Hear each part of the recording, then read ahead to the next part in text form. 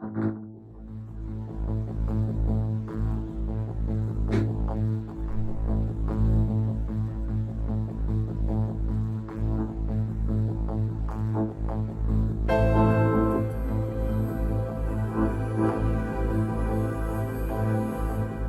we go into mid-September, we're going to start seeing reports that are mixed, some good, some bad, and might be some surprises in there that are more negative than positive as we go forward. The other thing, there's a dynamic that's happened in the markets. I haven't been around for a long time. When I started in 1979, the volume on the New York Stock Exchange was 40 million. And the other thing that's helped that happen, and it wasn't just Robinhood, but it's fractional shares. Sure. So my favorite line is, investing used to be for someone, now it's for everyone. Ah.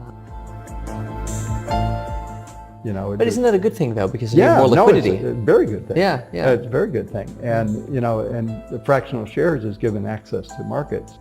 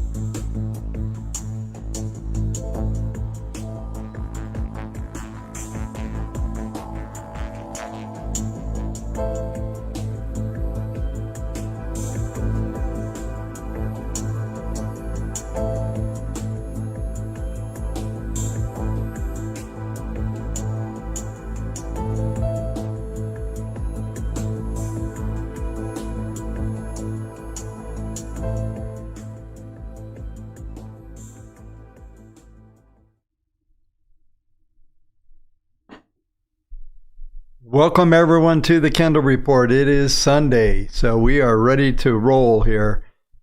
Yeah, so just a couple announcements before we get going this week. Wednesday might be an interruption. Unfortunately, things are very dynamic, so I won't know until I know, but I'm anticipating that Wednesday I will have to be out of town, so just be aware of that.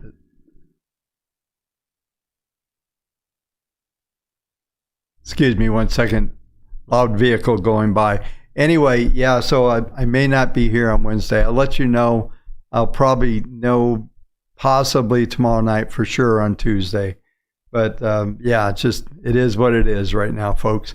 So, wow, what a week we had. When you look at the stats, it doesn't look that crazy, but it really was quite the crazy week as we look at things, especially the volatility that we saw on Friday was absolutely ridiculous. Powell said nothing, the best I could tell. Same stuff, just like I expected that he would come on and say virtually the same thing about inflation. And I mean, I didn't hear anything different. I heard at first people were saying this was very hawkish. And then, of course, we saw the market rally from around 43.64 or 5. I'll look at the exact low here when I go through the technicals. But I mean, we rebounded right off of that level all the way back to 44.25. And it was pretty strong until right at the close. And we saw some weakness. Now we're seeing a bit of a bid come back in again tonight. And as I was mentioning, I believe on Thursday and Friday's videos, I was talking about the algos on the dailies are starting to look like they want to recover a little bit. And I still think there's some more upside here, and there's going to be some limitations. There's going to be a ceiling on the market, but I don't think anyone's going to want to get ahead of the unemployment numbers that come out on Friday. So, man, I've got, if I showed you my notes here, I've got a lot of notes tonight and a lot of things to talk about. where to start. Yeah, so let's go here. Let's take a little bit of a look back on last week, and it was a lot of retailers came out, and the retail picture ended up to be very mixed from the standpoint of economics. There were winners and losers. If you were in apparel and like Foot Locker, they got creamed. A whole bunch of them got pretty hammered. And then you had, mixed situations with Walmart last week, and all this basic retail stuff is fairly good, and some of them are raising their expectations for year end and into next year. So it's fairly interesting from that standpoint. Probably the one we'll get a couple pretty good glimpses at the economy as we come into this week. Even though they're rear view mirror numbers, we're looking at GDP. Let's go through some of the expectations. This will help me build some of the story I want to talk about tonight. But let's just go through the economic expectations or the releases this week. And we're looking at Dallas Fed and manufacturing expected to be down 21%. And I've been talking about anything with manufacturing is just getting destroyed right now. Even though supposedly Bidenomics is bringing back all these jobs, but no one can seem to find them. And we're starting to see some cracks in I guess, in some of the employment situations. They're starting to, that's even mixed. It's really hard to put a finger on this thing. I think I've never seen it. I don't like to use never. That's too global labor. But I haven't seen anything like this for a while, where we're seeing such a contrast, and depending on where you look. So the economy is very cyclical, very, very, very sector located as far as where the cash flows are going and stuff like that. But so on Monday we get the Dallas Fed expected to show minus 21%. Then we get the FHA price index. I got 0.7. I think it's going to be flat to higher. 0.7 was last month's number. Consumer confidence expected to be at 116.5. That's a good number. And then JOLTS, maybe this is going to be this whole week is going to be pretty much focused on employment. And so we got the JOLTS report coming out. It was at 9.559 last time. Maybe that continues to contract, and maybe that's a good number for our jobs going away, or are they just getting filled? Either way, it's still 9.5 million jobs is a lot of jobs out there available. It's certainly not 11 million and almost 12 million like it was a year ago, but it's definitely a lot of jobs around from that standpoint. The only other thing, we got some bunch of Treasury auctions. Treasury's still doing some short-term money, 4-week, 8-week, 4-month, and then they're throwing in some 7-year notes. Nothing really big, not like we had last week, where we had, and the week before, where we had some pretty major numbers coming out in the back end of the curve. So talk a little bit about, I don't think any of that's going to have any effect on anything. So Wednesday, we get the GDP. That's expected to show 2.4%. I forgot to look at the deflator. If I get a chance while I'm going through the stream tonight, maybe I'll bring that number. I always look at that deflator number. I apologize for that. We have Wednesday. We also have pending home sales. That's expected to be down 0.4. So housing's starting to flatten a little bit. It's been a great place. I talked to you about the home builders. If you put any of the home builders in WaveTech, or even listen to what I said earlier late last year and early this year, that the home builders were actually doing quite well, and they did really, really well. Some of these stocks have up over 100% on the year. So it's pretty amazing that happens. And they're still, looks like they're going to make some more money here. That's coming out on Wednesday. Thursday, we get the claims numbers, 238. That's been very consistent. Continuing claims at 1.702. I don't know. Does that drop some more? I don't know. It's amazing. This is one of the elements. This is a weekly number that we get, even though we're looking backwards from last week. This number has just been crazy good. And this has been the tough part on the employment situation, trying to get negative, that jobs are starting to disappear. We're just not getting that type of metric at all. And then what else do we have? PCE prices expected to be up 0.2. So I'll focus on that. Hopefully I'll be here on Wednesday. Actually, I'm hoping I'm not here on Wednesday, because it'd be better for me if I'm not here, because I'm taking care of some other things. But I'll try to set this up the best I can as we go through the week. So what else we have? We have Chicago PMI coming out, expected to be up 0.2. That's all Thursday.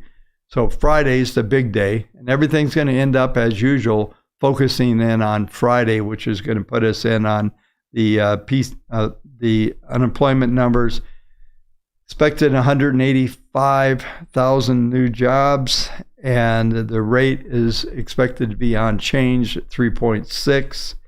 And I didn't go through any of the other metrics. I'll focus in on that on Thursday night when we get there.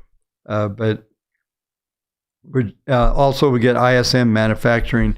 That's expected to be at 46, which is a negative number. Anything under 50 suggests that there's a contraction going on in that sector, and that has been contracting for a while. And that's really interesting. So let me just continue to go through some stats, and then I'll get back into some of the economic outlook stuff. But we're looking at back also last week. We had as I mentioned, home sales are slowing down. We had that weaker. Retailers were mixed bag. It was interesting, though, on some of the notes on the retailers, some of this crazy lawlessness is starting to affect these folks. One of the big write-offs were theft.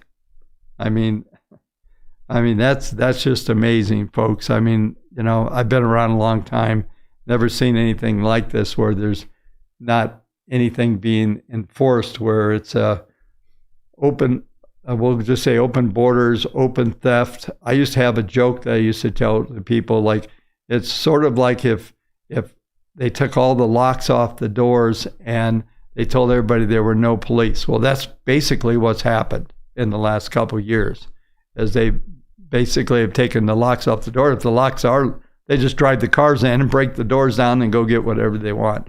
So, and because there's no cops, there's no enforcement of any laws, which is really starting to affect everyone, to the point where we're seeing some folks starting to just saying, you know what, we're leaving the city. And I used to work and love San Francisco. I worked at the Pacific Options Exchange, and I can tell you I loved going into the city. It was one of the most amazing cities on the planet. Now, all of the high-end retailers down on Union Square, they're all leaving because they can't. There's no reason for them to be there anymore. Used to be, I used to tell people, we used to do seminars back in the day, back in the 80s, and I used to tell folks that came in from across the country to attend one of my seminars, said, take the wife down, drop her down on Union Square, give her a credit card, and pick her up later. You'll have the happiest wife in the world. She won't even care that you're dealing with the markets and hanging out with me. And that was pretty accurate. Now you can't do that anymore. So anyway, it's the world we live in. Like I said, I have quite a few notes. So best sectors last week: tech, consumer discretionary, and communications. The worst was energy, down 1.4.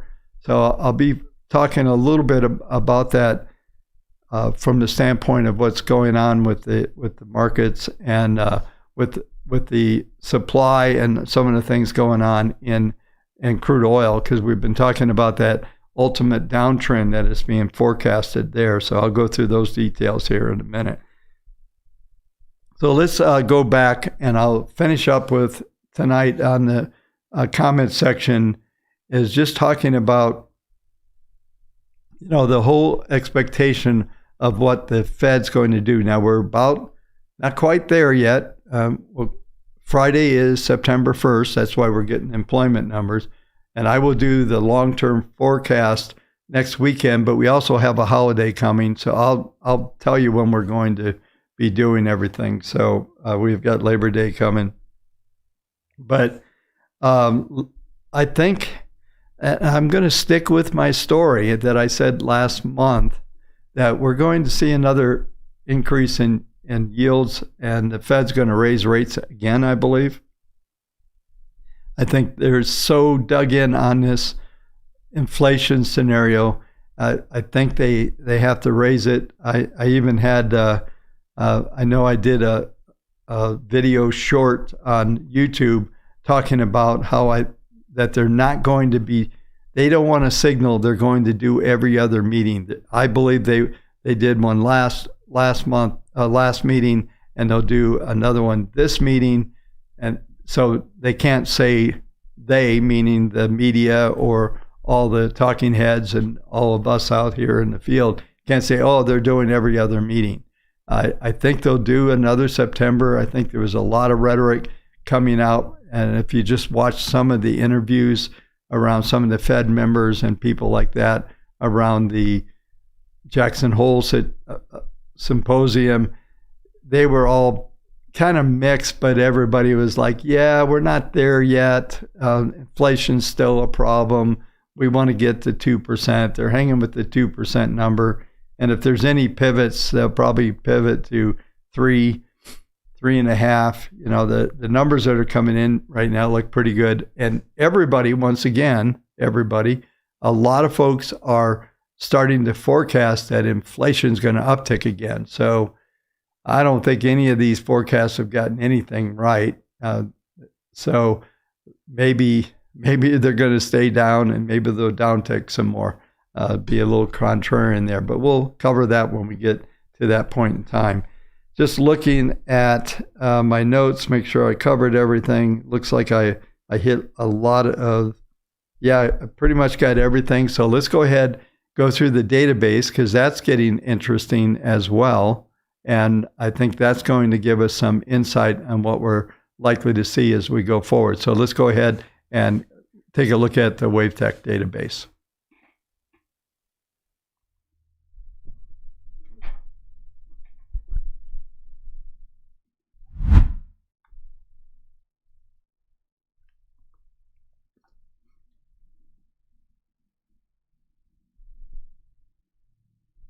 Okay. Yeah, I'll try to go back. I see some pretty good comments here on the Discord channel. Unfortunately, I haven't been able to be as involved with that as I've been wanting to be, but I will. I'll address that at the end if you remind me, if you're still around at that time. So let's take a look. We're at 1849. We were down to 14 and change the other day, so we're actually getting a little bit of buying coming in. We're seeing right now that bear with me one second.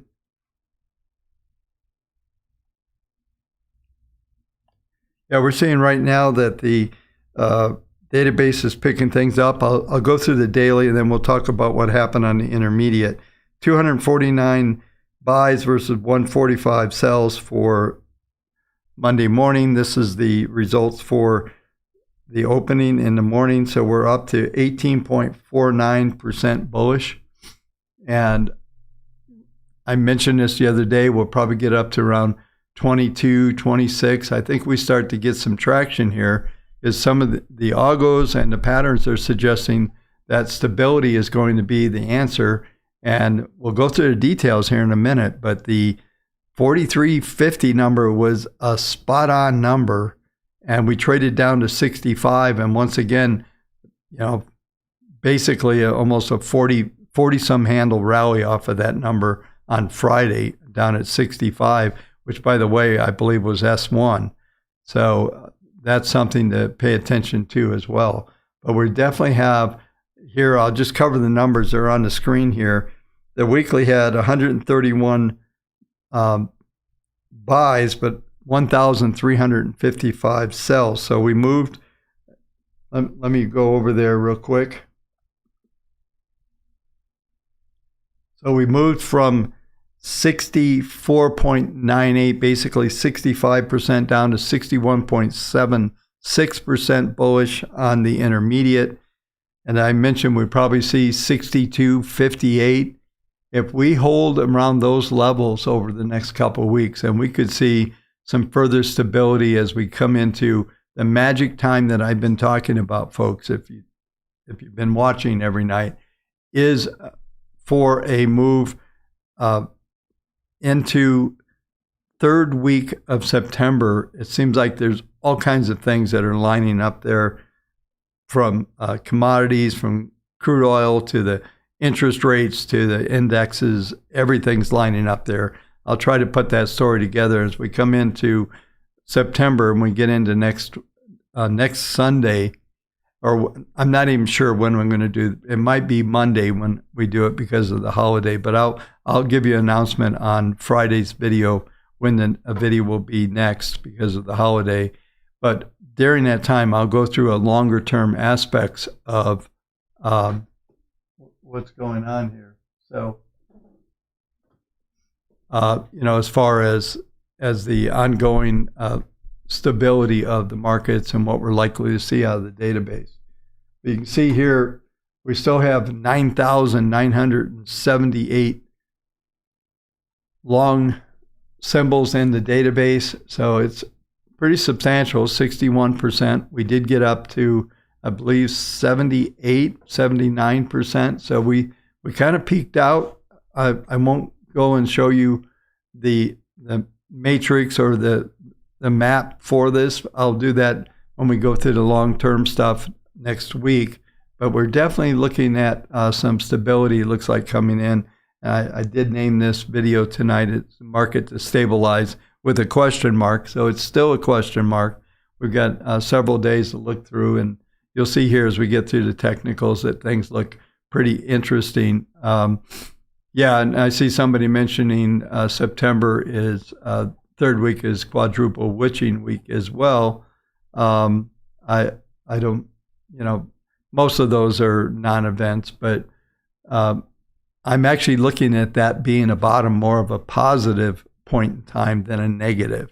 So we'll see how it sets up. But the way it looks to me is I think we could be potentially setting up, if you remember last week, and I'll go through the technicals here in a minute, I was looking for last week and this week to be positive weeks, and I think they probably will play out, and then we'll have a retest of that potentially 43.50. But I'll go through the details here in just a second here.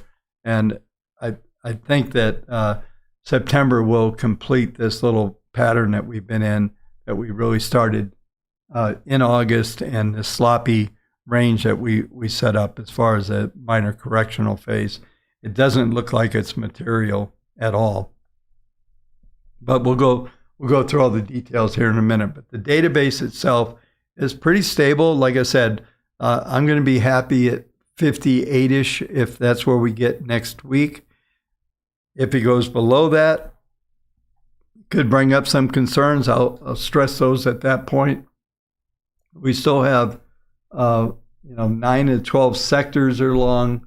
There's nothing. The only thing that's long in the tooth is capital goods. That's a 28% gain, and conglomerates holds forever on average, 427 days. That's a year and a half of trading. There's about, it's a year and 3/4, about 255 trading days every year, and these are trading days that we're looking at. So I guess we could argue that healthcare is getting a little long in the tooth, and maybe transportation to a point. But everything else seems to be a fair amount of look forward as far as the typical holding pattern of the holding period in these indexes from that standpoint.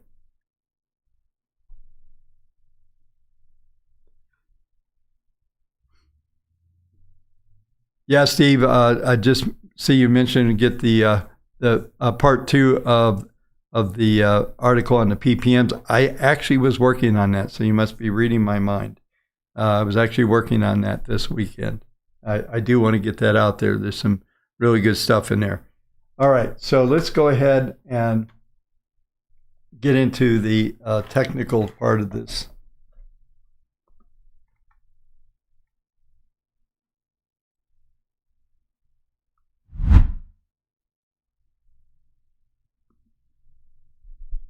All right, so we'll start with the hourly chart, and pretty sloppy looking. Looks like maybe a potential top. This is something that happens all the time. I'm going to blow this up just a little bit so you can get a better view of this. This is these volatility bubbles, and we get this monster reversal.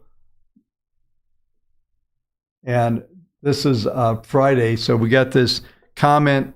We did the classic spike trade. If those of you that were in the live room remember, where you get the initial move after news. So right after Powell talked, there was some positive. It was a surge, and then it got into sell mode for that rest of that hour, and then you can see the reversal for the balance of the day, just trading right back into the range. The high on that first hour was, I think, 27, and we got to 29. We actually made a new high on the session right there coming into the final hour, and then it backed off a little bit. So we got a bit of a bid back in here again. But it looks to me that it's likely that we're going to see some possible movement down, but I'm just looking at these numbers here, folks. Let me get these percent numbers out of the way here. This is gonna help a little bit here from that standpoint.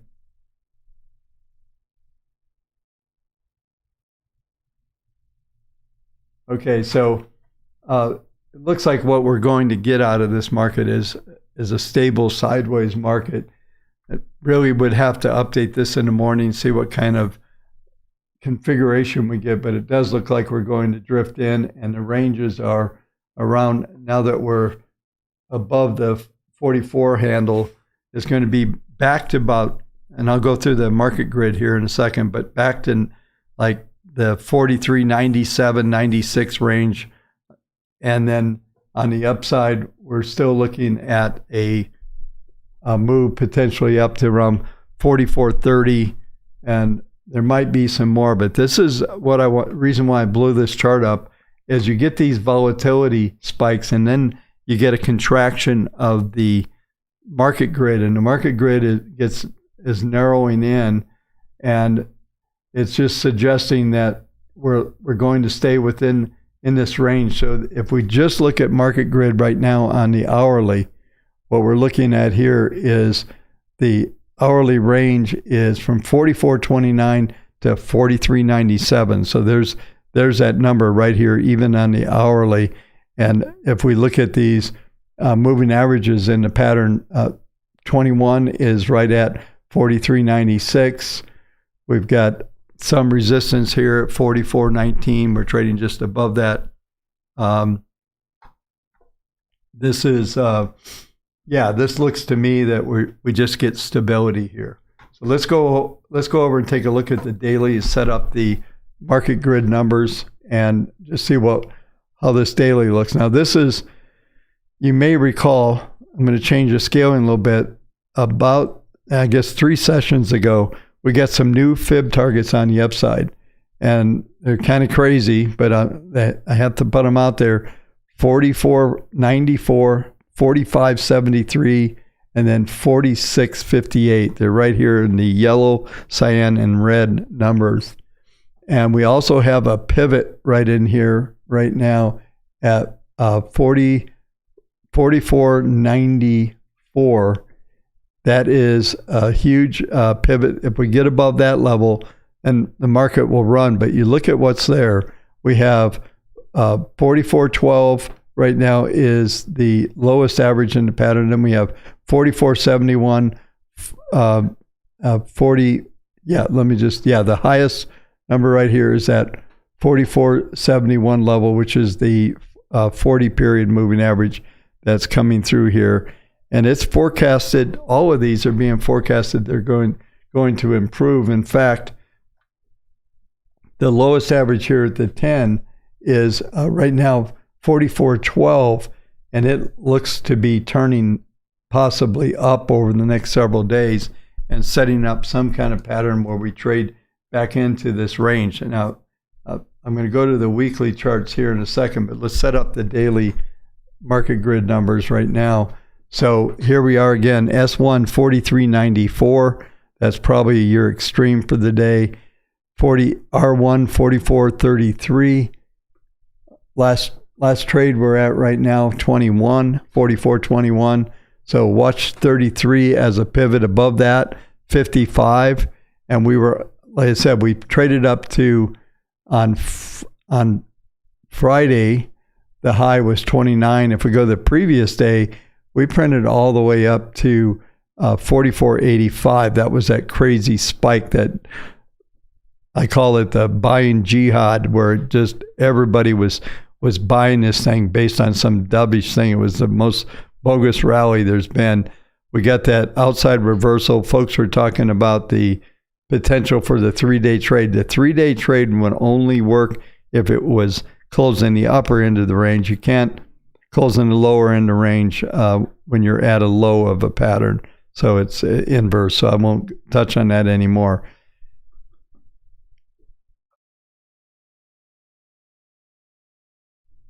So what we're looking at here, though, from all the algos, they're looking like we come to the week. We come into the end of the week, we're looking at some strength.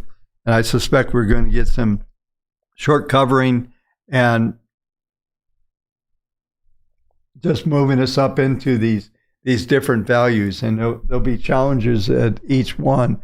We'll get at the 21s, 4471. That's going to be pretty stiff resistance right now. But here's what's happened with the PPMs, and I need to point this out, is right now PPM 1 is at a minus 0.19. PPM 2 is actually still positive, and then PPM 3 is also positive. So you still have kind of an upward slope here on these patterns, but the PPM 1 is being projected to go quite a bit. Almost not quite get bullish, but it is being projected to get up to about 0.15, 0.18. If it meets that by Thursday, then we're probably got a pretty decent rally into this upper range that we're looking at here. So let's go to so let's just summarize that the expected market grid S1 R2 for tomorrow. I don't see us getting into the R3 mode, which would put us, R3 would be 77, but I think we could easily see 55 handle tomorrow.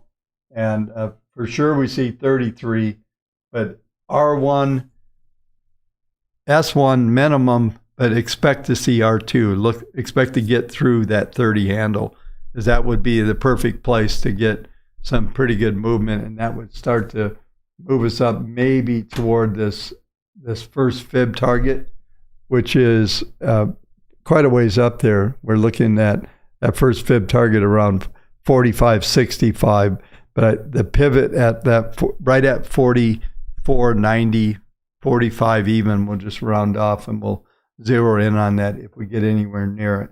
But we should see at least a rally towards this mid 44 handle. And let's go to a weekly and take a look at that now. Now, we had a pretty good range, but my expectation was we'd get 2 weeks up, right? So last week was a positive week. We closed well off of the highs of the week. And what we could do here is just looking at the market grid on a weekly basis, we're looking at, there is a key number, 4384 S1, R2 4476, R3 4509, but we've got some other things to look at here. 4482 is the 10-week moving average, and the 10-week moving average is basically flat, plus 0.07. There's a slight bias. But I would suspect that we see S1 43.84. We printed 65. Let me just go over here. We printed 43.50, I believe. Last week was the low. I'm just checking some numbers here. Yeah, 43.65 was last week's low. The previous week was exactly 43.50. So 43.65, that's going to be a really big number. And there is a pivot number here right at, let me just get this number right here, at 43.93. If we close below that, we could see a move down towards a 21 period moving average. That's a little ways down. That's 43.56. I think we hold these two lows and we get probably and this is what I was talking about late last week, if you remember, is an inside week. And I think it manages to close positive. And then we should come down and retest these lows. And everything is going to stabilize here. And in fact, the 21 period moving average is staying stable here at around trend level, around between 0.25, 0.31 is what's being projected by the algos right now. So if that holds true, we should have substantial support. We probably don't print below 43.50. Maybe we get another couple weeks down, but I think there's going to be a challenge ultimately. We'll see what sets up on next Sunday's longer term deal.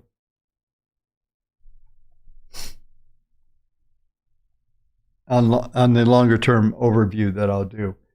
All right, so let's move on. Let's go to NASDAQ.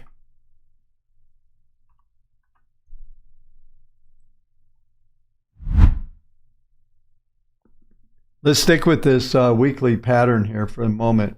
So NASDAQ we've got resistance at the 10-week moving average, 15,277. We look at the market grid here. Let me bring that up. Market grid, 15,277. We're looking at 15,127 R1, R2, 15,293. So R2 on a weekly looks pretty likely here. S1, 14,830. I'm just rounding off. It's 831. And I think this is definitely a pattern that we're also stay within last week's range. So if we get the inside week, that'll be an interesting setup, and I'll talk about that as we get toward the end of the week. Let's go to the daily here on the NASDAQ. And pretty nice little reversal here. We did make a lower low than the previous day on the NASDAQ, but we closed back into the moving average pattern, and it looks like we are going to see an acceleration back into trend mode. And it's kind of hard to see in here. I'm going to bring this isn't helping really what I'm doing, but there are some fib targets on the upside. So fib target 1 is pretty much where we're trading now, but let's talk about fib target 2, 15,042, 15,208. So we're getting the cluster of numbers around, we'll call it 15.2, 15.3. That's where we're likely to come into here. And this is the daily chart, but that still sets up the same pattern that we're talking about here with the S&P and the NASDAQ having an inside week. If we print beyond that, then that'll change some of the scenario. But the inside week would set up what I've been talking about last week as a perfect scenario, and I'll describe that as we go through the week. Right now, we just need to know that there is potential to the upside here. Everything's kind of pointing up at the moment. The NASDAQ is not as strong, interesting enough, as the S&P looks like it wants to do a little better from a configuration standpoint.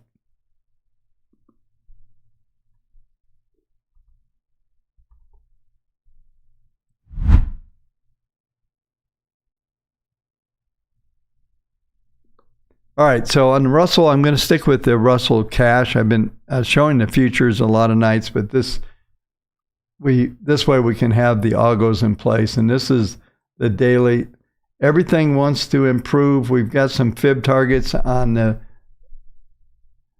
Russell. We're looking at fib target 1 upside 1885, 1906, 1919. That also puts us around that 1920 level that I was talking about before on the upside. We've got this big giant pivot up here at 1936. You'll see these red dots. This is going to be a ceiling for the market, most likely. I don't expect it will even get near that. That's going to be a substantial resistance point. And I would also expect if we do get above the 10, that this downtrending 21 period moving average simple SMA is going to be where your resistance is. Right now, that number is 1915, dropping roughly 5 handles per day. So in a couple of days, that would be 1910 and 1905. So there's plenty of resistance coming right away on this market, even though we're trading right now. This is the cash, not the futures.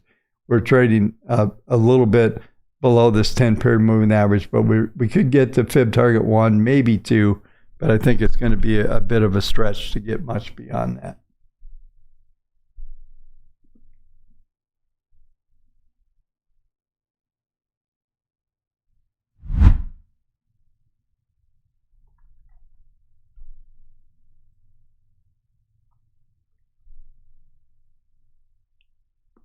All right, so looking at the 10-year,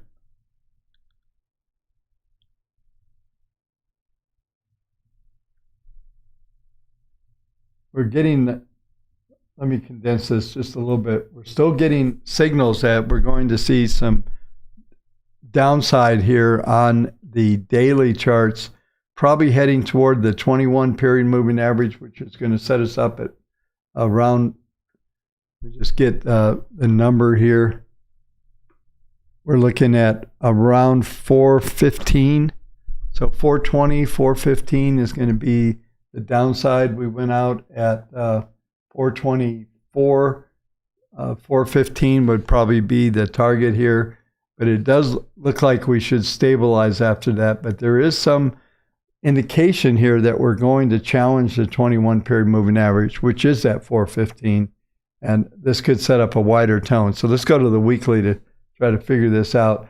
The 10-week moving average is going to be your major support here. It's still up at 1.19, which tells you there's actually only approximately a 10% probability to drop below that, probably closer around 16. If I put the probabilities up there, you would see that. And in fact, I can turn that on real quick.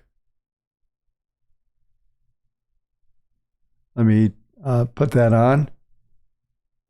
Yeah, so that's interesting because it is starting to fail. It's giving us a 90% probability here. So only a 10%, as I said, for us to get below that number.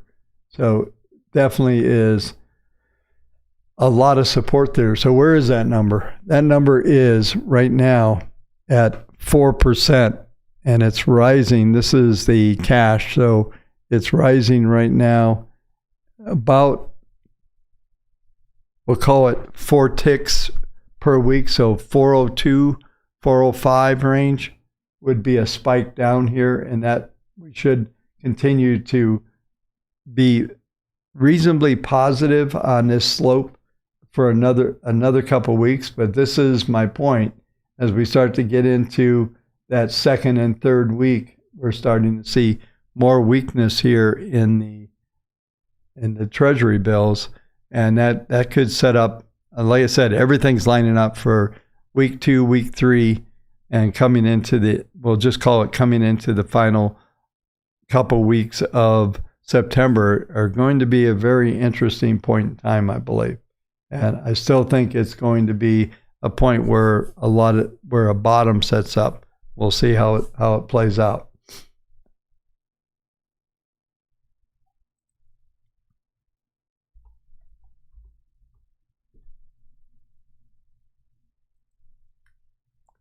Hang on, I picked the wrong one. This is the price. This is the yields on the 2-year. And I've been talking about this for a while, and I did a yield curve analysis a couple of weeks ago.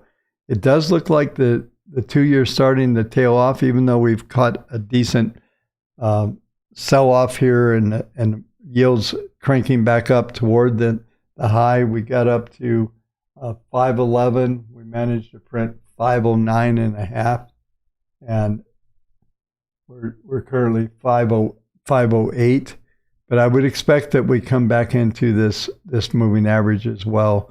We're getting this little 3-2-3 pattern. There's probably more of this. I think there's more of a consolidation setting up here, and we'll start to ultimately move this thing back into this wedge and maybe down towards a 470, 475 level, possible 460 as we go several weeks out. And I think once again into that third week of September.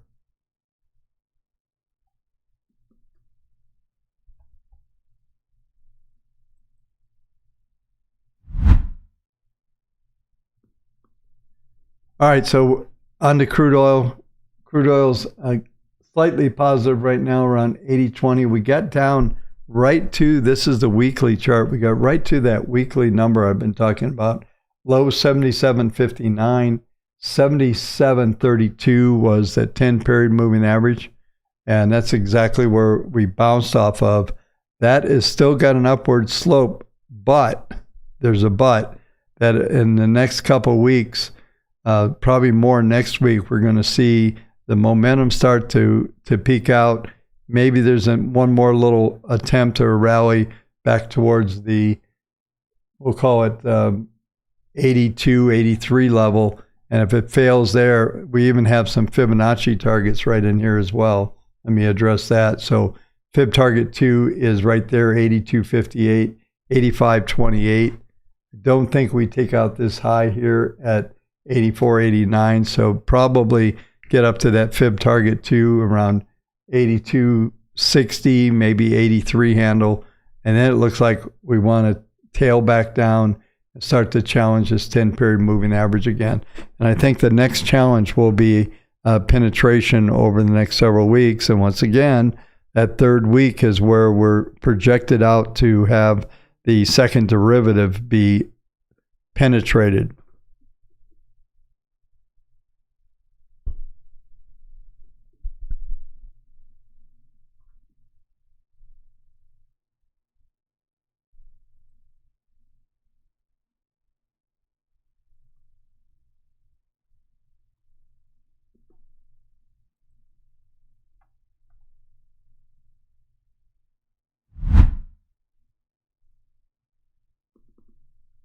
So here's the weekly gold.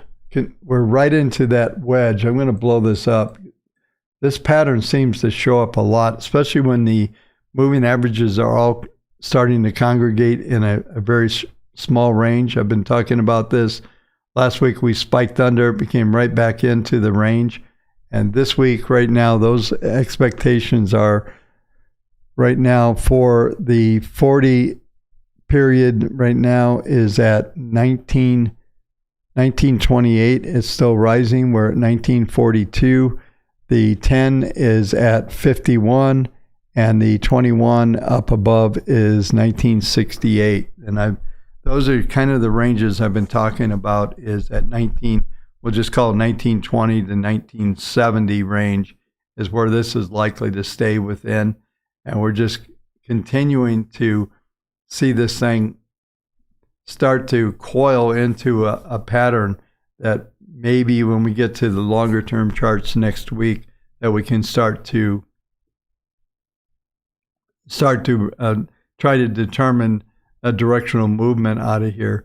The algos are suggesting that there's still some minimum downside, but ultimately it looks like stable is going to be the situation. You just look at how the moving averages on the WT,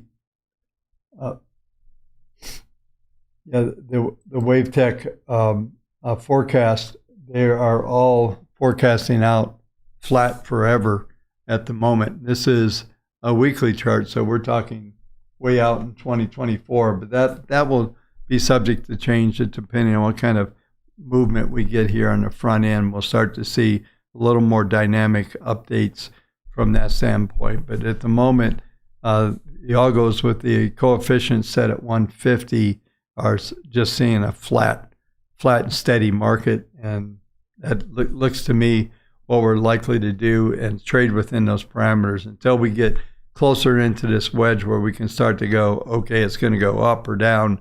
We should be able to determine that, but it looks to me that it's more of a drifting lower type pattern.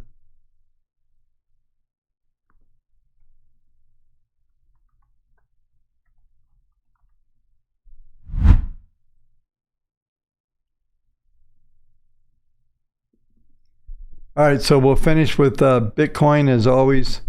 Bitcoin had a pretty good hit. We traded right down to the fib target 1, low target 1, 25,539. We got the 25,350. And that looks like to me that we're probably going to finish right here. We have the rising 40. That's this line right here. This is a weekly Bitcoin. Rising 40 is right now 25,083, so 25,000 we'll call it is going to be a support zone. We look at the market grid, it suggests that we could see a little bit more of a dip. Looking at S2 25,027, S3 would put us at 24,4, I'm rounding numbers off, and 23,850 would be the extreme in this pattern. I think this 40 holds here, and that 40 is going to keep us around above 25,000. And this is that same pattern again, folks. We're seeing this set up a lot, is where this little wedge is set up like with gold. We have this rising 40, we have a declining 10. Basically, the other moving averages are declining.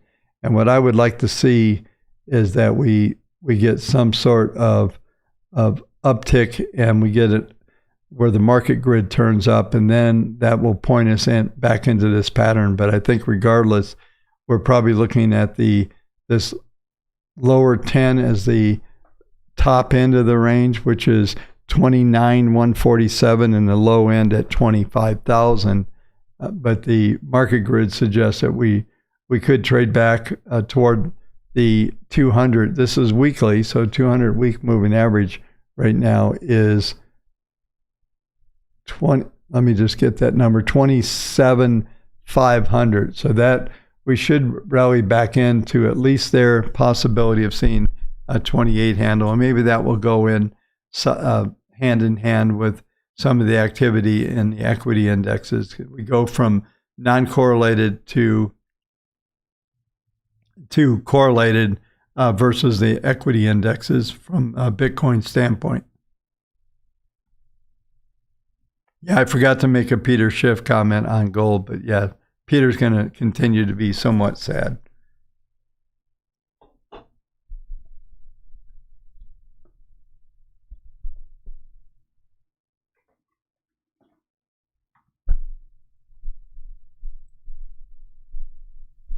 Okay, folks, that's going to do it for tonight. Like I said, I'll let you know if you have, if I'm going to be here Wednesday or night. As soon as I know, I'll let you know that. And I suspect I will not be, but we'll find out. Like I said, it's very dynamic with the thing that is driving that decision. So anyway, I didn't mention it, but I'm going to mention it. What the Thursday is the final day of the discount for the indicators. So make sure you go to kendallreport.indicators. I can tell you what I did today is I worked on the new video for the indicators, which don't right now. That current video tells you about the indicators. And if you did buy the first ones, make sure you get these because you're going to get them at super deep discount. And you just have to request a promotional code, and we'll verify your email and your purchase. But do that because it's a big saving. So make sure you get that done. And So just know that's happening. Like I said, next week we have holiday weekend, so I will let you know when that's going to happen. I'll let you know Wednesday I'm going to be here, and we'll just kind of go day to day. I hope this sets you up really good for the beginning of the week.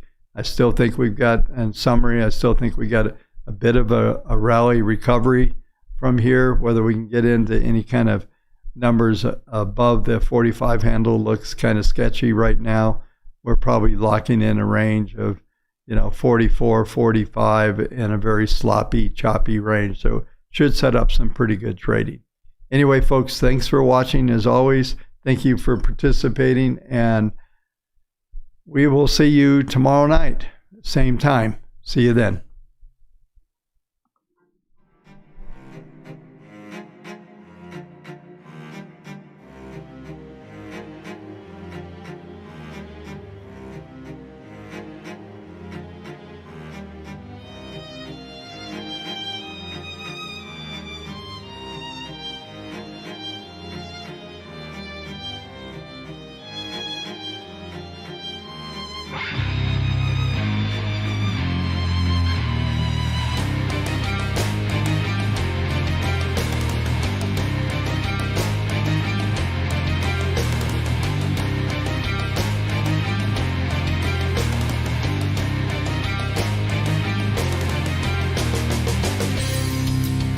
Yeah, just a quick comment on the Discord. I really want to get that thing going to the next level as we go forward, and you'll understand why as we come into the end of the week. But I definitely want to get the Discord much better situated. Thank you again.